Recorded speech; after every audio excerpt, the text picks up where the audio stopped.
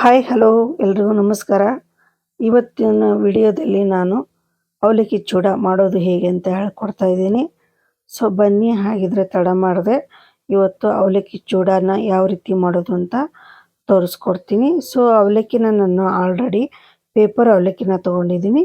ಇಲ್ಲಿ ಪೇಪರ್ ಅವಲಕ್ಕಿನ ಬಾಣಲೆಯಲ್ಲಿ ಹಾಕ್ಕೊಂಡು ನಾನು ಚೆನ್ನಾಗಿ ಡ್ರೈ ಫ್ರೈ ಮಾಡ್ಕೊಂಡಿದ್ದೀನಿ. ಸ್ವಲ್ಪ ಕ್ರಿಸ್ಪಿ ಆಗೋ ರೀತಿ ನಾನು ಹುರಿದು ರೆಡಿ ಇಟ್ಕೊಂಡಿದ್ದೀನಿ.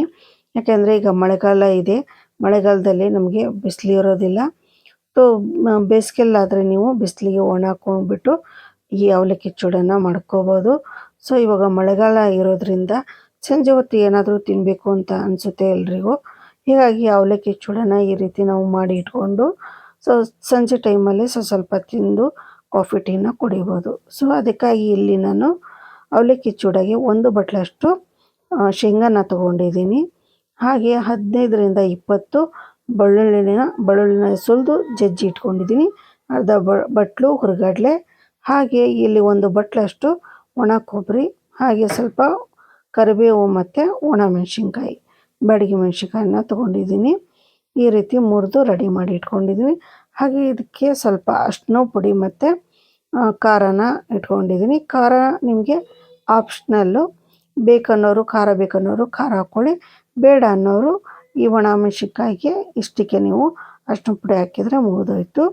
ಸೊ ಹಸಿ ಮೆಣಸಿನ್ಕಾಯಿನೂ ಕೂಡ ನೀವು ಹಾಕ್ಕೋಬೋದು, ಬೇಕಂದರೆ ಒಣ ಮೆಣಸಿನ್ಕಾಯಿ ಸ್ವಲ್ಪ ಹಸಿ ಮೆಣಸಿನ್ಕಾಯಿ ಎರಡನ್ನೂ ಮಿಕ್ಸ್ ಕೂಡ ನೀವು ಮಾಡ್ಕೋಬೋದು. ಸೊ ಒಣ ಮೆಣಸಿನ್ಕಾಯಿ ಇಲ್ಲಾಂದರೆ ಬೇರೆ ಹಸಿ ಮೆಣಸಿನ್ಕಾಯಿನಲ್ಲೇ ನೀವು ಇದು ಅವಲಕ್ಕಿ ಚೂಡನ್ನು ಮಾಡ್ಕೋಬೋದು. ಸೊ ಇಲ್ಲಿ ನಾನು 8ರಿಂದ 10 ಚಮಚದಷ್ಟು ಎಣ್ಣೆನ ಹಾಕ್ಕೊಂಡಿದ್ದೀನಿ. ಇದು 1 kgಗೆ ಇಷ್ಟು ಎಣ್ಣೆ ಬೇಕು ನಮಗೆ. ಸೊ ಇಷ್ಟು ಎಣ್ಣೆ ಇದ್ದಾಗಲೇ ನಾವು ಚೂಡ ಕಲಸೋದಕ್ಕೆ ಇದಾಗುತ್ತೆ. ಸ್ವಲ್ಪ ಬಿಸಿ ಆದ ತಕ್ಷಣ ನಾವು ಇಲ್ಲಿ ಜಾಸ್ತಿ ಉರಿ ಜೋರಾಗಿ ಇಟ್ಕೋಬೇಡಿ, ಸಣ್ಣ ಉರಿಯಲ್ಲಿ ನೀವು ಇದನ್ನು ಫ್ರೈ ಮಾಡಿ ಶೇಂಗಾನ. ಯಾಕೆಂದರೆ ಅದು ಒಳಗಡೆ ಕ್ಲೀನಾಗಿ ನಮಗೆ ಚೆನ್ನಾಗಿ ಇದು ಆಗಬೇಕು, ಕ್ರಿಸ್ಪಿ ಆಗಬೇಕು ಶೇಂಗಾ ಒಳಗಡೆ ಎಲ್ಲ. ಹೀಗಾಗಿ ಸಣ್ಣ ಉರಿಯಲ್ಲಿ ನಾವು ಇದನ್ನು ಫ್ರೈ ಮಾಡ್ಕೋಬೇಕು. ಸೊ ಇಲ್ಲಿ ಬೇಕಂದರೆ ನೀವು ಸ್ಟಾರ್ಟಿಂಗು ಸಾಸಿವೆ ಜೀರಿಗೆನೂ ಕೂಡ ಹಾಕ್ಕೋಬೋದು. ನಾನು ಸಾಸಿವೆ ಜೀರಿಗೆನ ಬೇರೆ ಒಂದೇ ಒಂದು ಸ್ಪೂನಷ್ಟು ಹಾಕ್ಕೊಂಬಿಟ್ಟು ಬಿಸಿ ಮಾಡಿಕೊಂಡು ಅದಕ್ಕೆ ಸಾಸಿವೆ ಜೀರಿಗೆ ಹಾಕಿ ಅದನ್ನು ಕೂಡ ನಾನು ಹಾಕ್ತೀನಿ, ಸಪ್ರೇಟಾಗಿ ಹಾಕ್ತೀನಿ. ಯಾಕೆಂದರೆ ಸಾಸಿವೆ ಜೀರಿಗೆ ಹಾಕಿದ ಮೇಲೆ ನಾವು ಇಲ್ಲಿ ಶೇಂಗಾ ಹಾಕ್ತೀವಲ್ಲ, ಸೊ ಸಾಸಿವೆ ಜೀರಿಗೆ ಕಪ್ಪಗಾಗ್ಬಿಡುತ್ತೆ. ಜೀರಿಗೆ ಎಲ್ಲ ಕಪ್ಪಗಾದರೆ ನಮಗೆ ಸರಿಯಾಗಲ್ಲ. ಸೊ ಈಗ ನಾನು ಶೇಂಗಾ ಆದಮೇಲೆ ಪುಟಾಣಿನ ಹಾಕ್ಕೊಂಡಿದ್ದೀನಿ, ಹಾಗೆ ಪುಟಾಣಿ ಹುರ್ಗಡ್ಲೆನ ಹಾಕ್ಕೊಂಡಿದ್ದೀನಿ, ಹಾಗೆ ಒಣ ಕೊಬ್ಬರಿ ಕಟ್ ಮಾಡಿದ್ವಲ್ಲ ಅದನ್ನು ಕೂಡ ಹಾಕಿ ಈ ರೀತಿ ಸ್ವಲ್ಪ ಬ್ರೌನಾಗಿ ಮಾಡ್ಕೋಬೇಕು. ನಿಮಗೆ ನೋಡ್ಬೋದು, ನೀವು ಆಲ್ರೆಡಿ ಶೇಂಗಾ ಸ್ವಲ್ಪ ಬ್ರೌನ್ ಆಗಿದೆ. ಈ ರೀತಿ ಸಣ್ಣ ಉರಿಯಲ್ಲೇ ಇದನ್ನು ಬ್ರೌನ್ ಮಾಡ್ಕೊಳ್ಳಿ, ಆವಾಗ ನಿಮಗೆ ಗೊತ್ತಲ್ಲ. ಇಲ್ಲಾಂದರೆ ಜೋರು ಉರಿಯಲ್ಲಿ ನೀವು ಇಟ್ಟರೆ ಅದು ಪೂರ್ತಿ ಕಪ್ಪಗಾಗ್ಬಿಡುತ್ತೆ, ಆಮೇಲೆ ಅದ್ರ ರುಚಿ ಹೋಗುತ್ತೆ. ಹಾಗೆ ಇಲ್ಲಿ ನಾನು ಬೆಳ್ಳುಳ್ಳಿ ಕೂಡ ಹಾಕಿದ್ದೀನಿ. ಸಣ್ಣ ಉರಿಯಲ್ಲೇ ಇದು ಚೆನ್ನಾಗಿ ನಮಗೆ 1 ನಿಮಿಷ ಫ್ರೈ ಆಗಬೇಕು ಎಣ್ಣೆಲೆ, ಆವಾಗ ಕ್ರಿಸ್ಪಿ ಆಗುತ್ತೆ. ಬೆಳ್ಳುಳ್ಳಿ ಆಗಿರ್ಬೋದು, ಹುರ್ಗಡ್ಲೆ ಆಗಿರ್ಬೋದು, ಆಮೇಲೆ ಒಣ ಕೊಬ್ಬರಿ, ನಮಗೆಲ್ಲವೂ ಕ್ರಿಸ್ಪಿ ಆಗುತ್ತೆ. ಇದು ಸ್ವಲ್ಪ ಕ್ರಿಸ್ಪಿ ಆದ ತಕ್ಷಣ ನಾವು ಕರಿಬೇವನ್ನ ಮತ್ತು ಒಣ ಮೆಣಸಿನ್ಕಾಯನ್ನ ಹಾಕ್ಕೋಬೋದು. ಇಲ್ಲಿ ನಾನು ಸಾಸಿವೆ ಜೀರಿಗೆನ ಬೇರೆ ಸಪ್ರೇಟಾಗಿ ಒಗ್ಗರಣೆ ಹಾಕಿಬಿಟ್ಟು ಹಾಕ್ತೀನಿ. ಸೊ ಅದನ್ನು ಹಾಗಾದರೂ ಮಾಡಿ, ಇಲ್ಲಾಂದರೆ ಸ್ಟಾರ್ಟಿಂಗೇ ನೀವು ಸಾಸಿವೆ ಜೀರಿಗೆನ ಹಾಕಿಬಿಟ್ಟು ಶೇಂಗಾ ಹಾಕ್ಕೊಳ್ಳಿ. ನೋಡಿ, ಈಗ ಕರಿಬೇವು ಮತ್ತು ಒಣ ಮೆಣಸಿನ್ಕಾಯನ್ನ ಹಾಕ್ಬಿಟ್ಟು ಚೆನ್ನಾಗಿ ಈ ರೀತಿ ಫ್ರೈ ಮಾಡ್ಕೊಳ್ಳಿ. ಸೊ ಕರಿಬೇವನ್ನ ನಾನು ಹಿಂದಿನ ದಿನವೇ ಅದನ್ನು ತೊಳೆದ್ಬಿಟ್ಟು ಸ್ವಲ್ಪ ಡ್ರೈ ಮಾಡಿ ಇಟ್ಕೊಂಡಿದ್ದೀನಿ. ಯಾಕೆಂದರೆ ನೀರಿನ ಅಂಶ ಇತ್ತು ಅಂದರೆ ಅವಲಕ್ಕಿ ಹಾಳಾಗುತ್ತೆ. ಹೀಗಾಗಿ ನಾವು ಫ್ರೆಶ್ ತಂದರೂ ಕೂಡ ಅದನ್ನು ತೊಳೆದು ಒಂದು ಕಾಟನ್ ಬಟ್ಟೆಯಲ್ಲಿ ಒರೆಸಿ ಅದನ್ನು ಪೂರ್ತಿ ಇದು ಮಾಡಿಕೊಂಡು ಹಾಕಿ, ಆವಾಗ ನಮಗೆ ಅವಲಕ್ಕಿ ಹಾಳಾಗಲ್ಲ.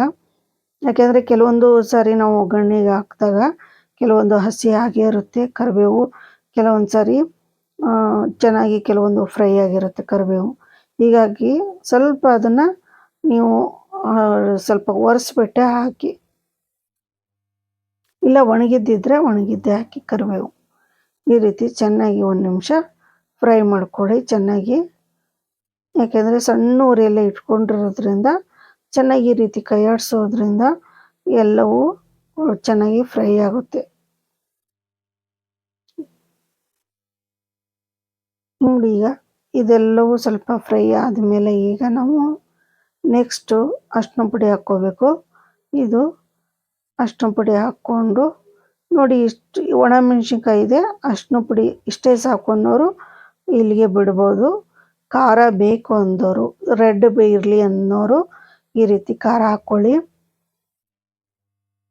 ಯಾಕಂದರೆ ಒಣಮೆಣ್ಸಿನ್ಕಾಯಿ ಅಷ್ಟು ಖಾರ ಇರಲ್ಲ, ಇದು ಬ್ಯಾಡಗಿ ಮೆಣಸಿನ್ಕಾಯಿ ಇರೋದ್ರಿಂದ ಖಾರ ಇರೋಲ್ಲ. ಹೀಗಾಗಿ ನಾನು ಒಣ ಮೆಣಸಿನ್ಕಾಯಿ ಪೌಡ್ರು, ಖಾರದ ಪೌಡ್ರು ಕೂಡ ಹಾಕಿದ್ದೀನಿ. ಸೊ ಬೇಡ ಅನ್ನೋರು ಒಣಮೆಣ್ಸಿನ್ಕಾಯಿ ಜೊತೆಗೆ ಹಸಿ ಮೆಣಸಿನ್ಕಾಯಿನೂ ಕೂಡ ನೀವು ಸಣ್ಣದಾಗಿ ಹೆಚ್ಚಿಬಿಟ್ಟು ಫ್ರೈ ಮಾಡ್ಕೋಬೋದು. ಹಾಗೆ ರುಚಿ ತಕ್ಕನಾಗೆ ಉಪ್ಪು, ಒಂದು ಸ್ಪೂನಷ್ಟು ಪುಡಿ ಉಪ್ಪನ್ನು ಹಾಕ್ತಾಯಿದ್ದೀನಿ. ಈ ರೀತಿ ಚೆನ್ನಾಗಿ ಇದನ್ನು ಮಿಕ್ಸ್ ಮಾಡ್ಕೊಳ್ಳಿ. ಲಾಸ್ಟಿಗೆ ನಾವು ಇದಕ್ಕೆ ಸ್ವಲ್ಪ ಸಕ್ಕರೆ ಕೂಡ ಹಾಕ್ಕೋಬೇಕು. ಸಕ್ಕರೆ ಇದ್ದರೆ ಸಕ್ಕರೆ ಹಾಕ್ಕೊಳ್ಳಿ, ಸಕ್ಕರೆ ಪುಡಿ ಇದ್ದರೆ ಸೊ ನೀವು ಗ್ಯಾಸ್ ಆಫ್ ಮಾಡ್ತೀರಲ್ಲ ಆ ಟೈಮಲ್ಲಿ ಹಾಕ್ಕೊಳ್ಳಿ. ನಾನು ಸಕ್ಕರೆನೇ ಹಾಕೋದ್ರಿಂದ ಇಲ್ಲಿ ನಾನು ಸ್ವಲ್ಪ ಹಾಕಿಬಿಟ್ಟು ಚೆನ್ನಾಗಿ ಇದು ಸ್ವಲ್ಪ ಸಕ್ಕರೆ ಕರಗೋ ತನಕ ಎಣ್ಣೆಯಲ್ಲಿ ಚೆನ್ನಾಗಿ ಮಿಕ್ಸ್ ಮಾಡಿದರೆ ಕರಗೋಗ್ಬಿಡುತ್ತೆ. ಏನಾದರೂ ಸಕ್ಕರೆ ಪೌಡ್ರು ಇದ್ದರೆ ನೀವು ಗ್ಯಾಸ್ ಆಫ್ ಮಾಡಿಬಿಟ್ಟು ಹಾಕ್ಕೊಳ್ಳಿ, ಹಾಕಿ ಕೈ ಆಡಿಸಿ ಆಫ್ ಮಾಡಬೇಡಿ ಗ್ಯಾಸನ್ನು. ಈಗ ನಾನು 1 ನಿಮಿಷ ಇದೇ ರೀತಿ ಮಾಡಿಬಿಟ್ಟು ಗ್ಯಾಸನ್ನು ಆಫ್ ಮಾಡಿ ಆರೋದಕ್ಕೆ ಬಿಟ್ಬಿಡ್ತೀನಿ. ಒಂದು 5 ನಿಮಿಷ ಆರಿದ ಮೇಲೆ ನಾವು ಅವಲಕ್ಕಿನ ಹಚ್ಕೋಬೋದು. ನೋಡಿ, ಈ ರೀತಿ ಸಕ್ಕರೆ ಹಾಕಿದ್ಮೇಲೆ ಚೆನ್ನಾಗಿ ಮಿಕ್ಸ್ ಮಾಡ್ಕೊಳ್ಳಿ. ಯಾಕಂದರೆ ಸಕ್ಕರೆ ಕರಗಬೇಕಲ್ವ, ಕರಗಬೇಕಂದ್ರೆ ಅದನ್ನು ಚೆನ್ನಾಗಿ ನಾವು ಈ ರೀತಿ ಕೈ ಆಡಿಸ್ತಾ ಹೋಗಬೇಕು.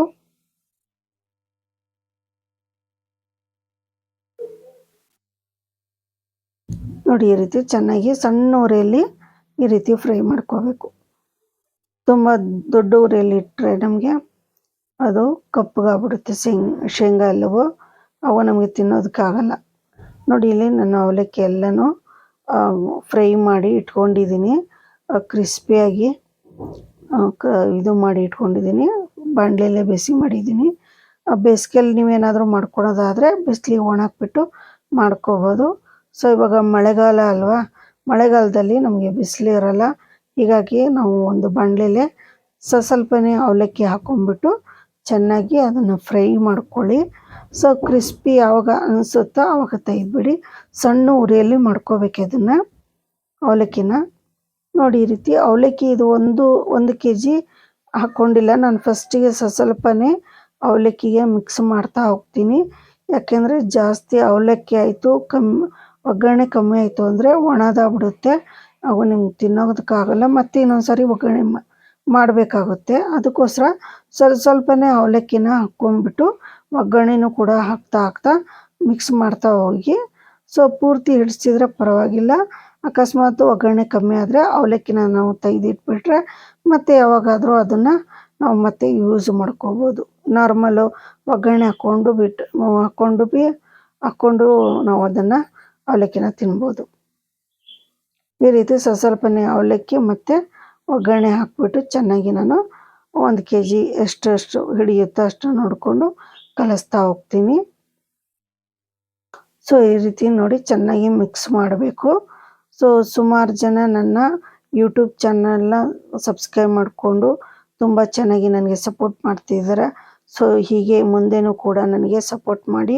ಇನ್ನು ಸುಮಾರು ಜನ ನನ್ನ ಯೂಟ್ಯೂಬ್ ಚಾನಲ್ನ ನೋಡ್ತೀರಾ, ಆದರೆ ಯಾರೂ ಕೂಡ ಸಬ್ಸ್ಕ್ರೈಬ್ ಮಾಡ್ದೇ ನೋಡ್ತಾ ಇದ್ದೀರಾ.